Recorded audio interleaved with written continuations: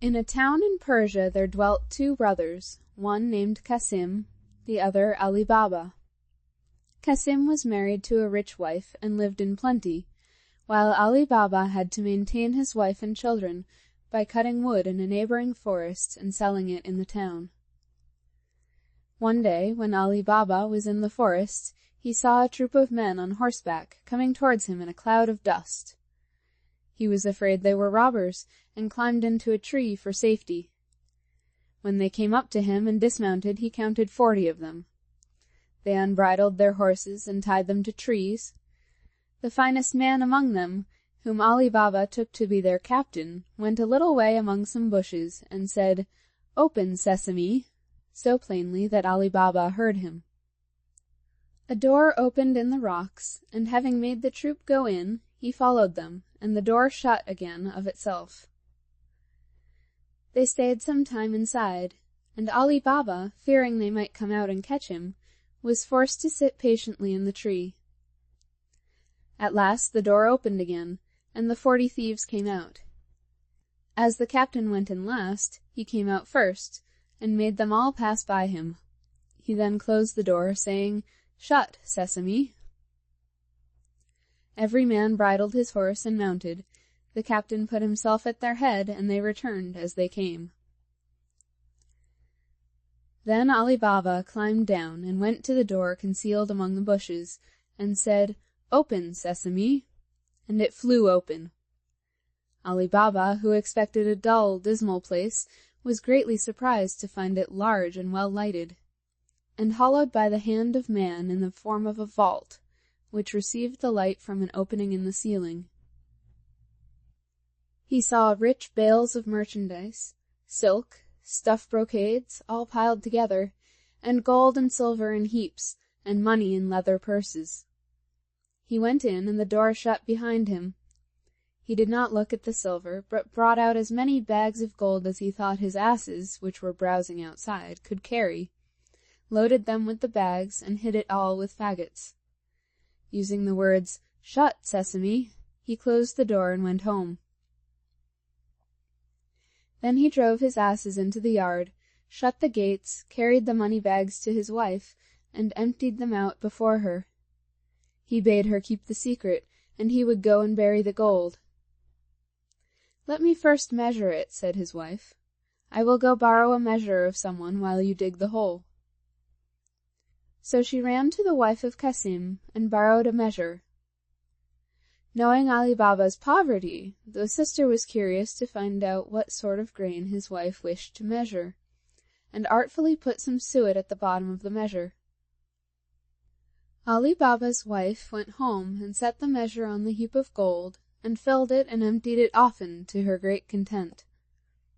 She then carried it back to her sister, without noticing that a piece of gold was sticking to it, which Kessim's wife perceived directly her back was turned. She grew very curious, and said to Kessim when he came home, "Kessim, your brother is richer than you. He does not count his money, he measures it." He begged her to explain this riddle, which she did by showing him the piece of money and telling him where she found it. Then Kessim grew so envious that he could not sleep, and went to his brother in the morning before sunrise. "Ali Baba," he said, showing him the gold piece, "you pretend to be poor, and yet you measure gold." By this Ali Baba perceived that through his wife's folly Kessim and his wife knew their secret. So he confessed all, and offered Kessim a share. "That I expect," said Kessim, "but I must know where to find the treasure, otherwise I will discover all, and you will lose all." Ali Baba, more out of kindness than fear, told him of the cave, and the very words to use. Kessim left Ali Baba, meaning to be beforehand with him and get the treasure himself. He rose early next morning, and set out with 10 mules loaded with great chests. He soon found the place, and the door in the rock. He said, "Open, Sesame," and the door opened and shut behind him. He could have feasted his eyes all day on the treasures, but now he hastened to gather together as much of it as possible. But when he was ready to go, he could not remember what to say for thinking of his great riches. Instead of sesame, he said, "Open, barley," and the door remained fast. He named several different sorts of grain, all but the right one, and the door still stuck fast. He was so frightened at the danger he was in, that he had as much forgotten the word as if he had never heard it. About noon the robbers returned to their cave, and saw Kessim's mules roving about with great chests on their backs.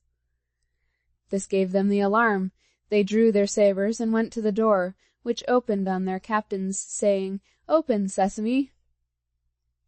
Kessim, who had heard the trampling of their horses' feet, resolved to sell his life dearly, so when the door opened he leaped out and threw the captain down. In vain, however, for the robbers with their sabres soon killed him. On entering the cave they saw all the bags laid ready, and could not imagine how anyone had got in without knowing their secret. They cut Kessim's body into 4 quarters and nailed them up inside the cave, in order to frighten anyone who should venture in, and went away in search of more treasure. As night drew on, Kessim's wife grew very uneasy, and ran to her brother-in-law and told him where her husband had gone. Ali Baba did his best to comfort her, and set out to the forest in search of Kessim. The first thing he saw on entering the cave was his dead brother. Full of horror, he put the body on one of his asses, and bags of gold on the other 2, and covering all with some faggots, returned home. He drove the 2 asses laden with gold into his own yard, and led the other to Kessim's house. The door was opened by the slave Morgana, whom he knew to be both brave and cunning.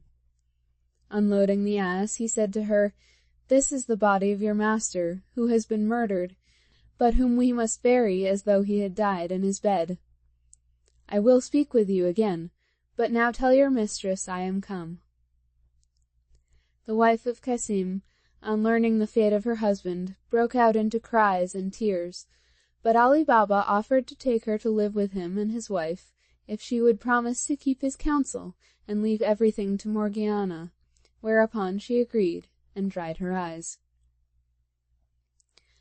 Morgana, meanwhile, sought an apothecary, and asked him for some lozenges.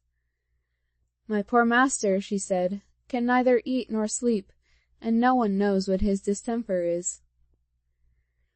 She carried home the lozenges, and returned next day weeping, and asking for an essence only given to those just about to die. Thus, in the evening, no one was surprised to hear the wretched shrieks and cries of Kessim's wife, and Morgana telling everyone that Kessim was dead. The day after, Morgana went to an old cobbler near the gates of the town, who opened his stall early, put a piece of gold in his hand, and bade him follow with his needle and thread.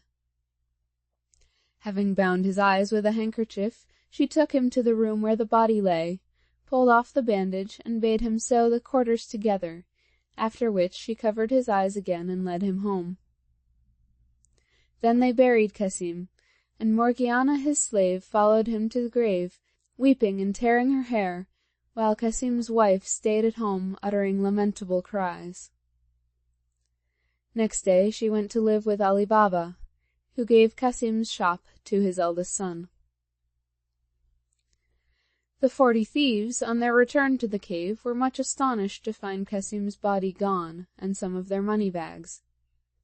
"We are certainly discovered," said the captain, "and shall be undone if we cannot find out who it is that knows our secret. 2 men must have known it. We have killed one, we must now find the other. To this end, one of you who is bold and artful must go into the city dressed as a traveler, and discover whom we have killed, and whether men talk of the strange manner of his death. If the messenger fails, he must lose his life, lest we be betrayed." One of the thieves started up and offered to do this, and after the rest had highly commended him for his bravery, he disguised himself, and happened to enter the town at daybreak, just by Baba Mustafa's stall. The thief bade him good day, saying, "Honest man, how can you possibly see to stitch at your age?" "Old as I am," replied the cobbler, "I have very good eyes, and you will believe me when I tell you that I sewed a dead body together in a place where I had less light than I have now."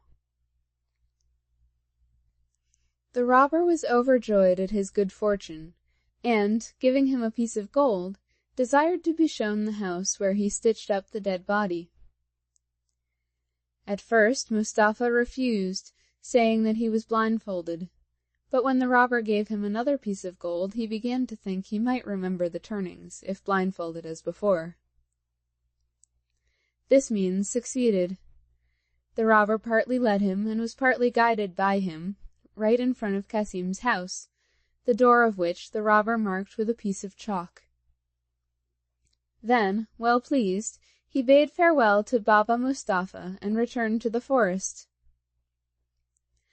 By and by, Morgiana, going out, saw the mark the robber had made, quickly guessed that some mischief was brewing, and, fetching a piece of chalk, marked 2 or 3 doors on each side, without saying anything to her master or mistress.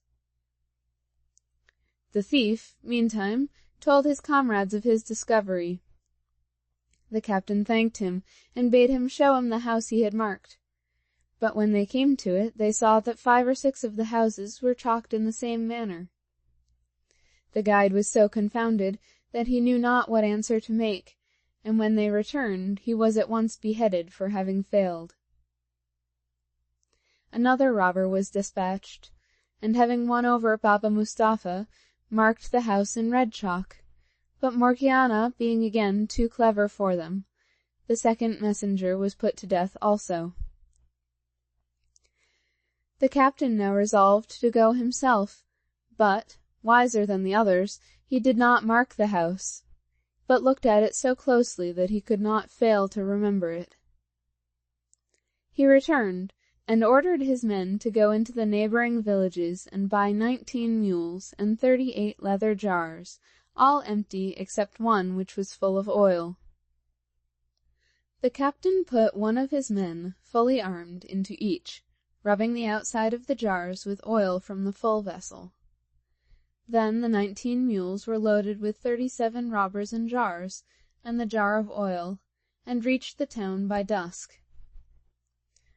The captain stopped his mules in front of Ali Baba's house, and said to Ali Baba, who was sitting outside for coolness, "I have brought some oil from a distance to sell at tomorrow's market, but it is now so late that I know not where to pass the night, unless you will do me the favor to take me in." Though Ali Baba had seen the captain of the robbers in the forest, he did not recognize him in the disguise of an oil merchant. He bade him welcome, opened his gates for the mules to enter, and went to Morgiana to bid her prepare a bed and supper for his guest. He brought the stranger into his hall, and after they had supped went again to speak to Morgiana in the kitchen, while the captain went into the yard under pretence of seeing after his mules, but really to tell his men what to do. Beginning at the first jar and ending at the last, he said to each man, "As soon as I throw some stones from the window of the chamber where I lie, cut the jars open with your knives, and come out, and I will be with you in a trice." He returned to the house, and Morgiana led him to his chamber. She then told Abdallah, her fellow slave, to set on the pot to make some broth for her master, who had gone to bed. Meanwhile her lamp went out, and she had no more oil in the house. "Do not be uneasy," said Abdallah. "Go into the yard and take some out of one of those jars." Morgiana thanked him for his advice, took the oil pot, and went into the yard. When she came to the first jar, the robber inside said softly, "Is it time?" Any other slave but Morgiana, on finding a man in the jar instead of the oil she wanted, would have screamed and made a noise. But she, knowing the danger her master was in, bethought herself of a plan, and answered quietly, "Not yet, but presently." She went to all the jars, giving the same answer, till she came to the jar of oil. She now saw that her master, thinking to entertain an oil merchant, had let 38 robbers into his house.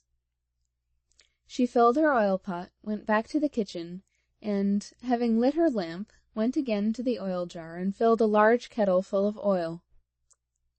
When it boiled, she went and poured enough oil into every jar to stifle and kill the robber inside. When this brave deed was done, she went back to the kitchen, put out the fire and the lamp, and waited to see what would happen.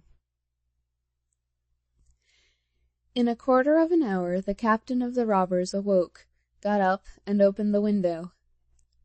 As all seemed quiet, he threw down some little pebbles which hit the jars. He listened, and as none of his men seemed to stir, he grew uneasy, and went down into the yard. On going to the first jar and saying, "Are you asleep?" he smelled the hot boiled oil, and knew at once that his plot to murder Ali Baba and his household had been discovered. He found all the gang were dead, and, missing the oil out of the last jar, became aware of the manner of their death. He then forced the lock of a door leading into a garden, and climbing over several walls, made his escape. Morgana heard and saw all this, and, rejoicing at her success, went to bed and fell asleep. At daybreak Ali Baba arose, and, seeing the oil jars there still, asked why the merchant had not gone with his mules. Morgana bade him look in the first jar and see if there was any oil. Seeing a man, he started back in terror. "Have no fear," said Morgana. "The man cannot harm you. He is dead." Ali Baba, when he had recovered somewhat from his astonishment, asked what had become of the merchant. "Merchant," said she. "He is no more a merchant than I am." And she told him the whole story, assuring him that it was a plot of the robbers of the forest, of whom only 3 were left, and that the white and red chalk marks had something to do with it. Ali Baba at once gave Morgiana her freedom, saying that he owed her his life. They then buried the bodies in Ali Baba's garden, while the mules were sold in the market by his slaves. The captain returned to his lonely cave, which seemed frightful to him without his lost companions, and firmly resolved to avenge them by killing Ali Baba. He dressed himself carefully, and went into the town, where he took lodgings in an inn. In the course of a great many journeys to the forest, he carried away many rich stuffs and much fine linen, and set up a shop opposite that of Ali Baba's son. He called himself Cogia Hassan, and as he was both civil and well-dressed, he soon made friends with Ali Baba's son, and through him with Ali Baba, whom he was continually asking to sup with him. Ali Baba, wishing to return his kindness, invited him into his house and received him, smiling, thanking him for his kindness to his son. When the merchant was about to take his leave, Ali Baba stopped him, saying, "Where are you going, sir, in such haste? Will you not stay and sup with me?" The merchant refused, saying that he had a reason, and on Ali Baba's asking him what that was, he replied, "It is, sir, that I can eat no victuals that have any salt in them." "If that is all," said Ali Baba, "let me tell you that there shall be no salt in either the meat or the bread that we eat tonight." He went to give this order to Morgiana, who was much surprised. "Who is this man," she said, "who eats no salt with his meat?" "He is an honest man, Morgiana," returned her master. "Therefore do as I bid you." But she could not withstand a desire to see this strange man, so she helped Abdallah to carry up the dishes, and saw in a moment that Cogia Hassan was the robber captain, and carried a dagger under his garment. "I am not surprised," she said to herself, "that this wicked man, who intends to kill my master, will eat no salt with him. but I will hinder his plans." She sent up the supper by Abdallah, while she made ready for one of the boldest acts that could be thought on. When the dessert had been served, Cogia Hassan was left alone with Ali Baba and his son, whom he thought to make drunk and then to murder them. Morgiana, meanwhile, put on a head-dress like a dancing girl's, and clasped a girdle round her waist, from which hung a dagger with a silver hilt, and said to Abdallah, "Take your tabor, and let us go and divert our master and his guest."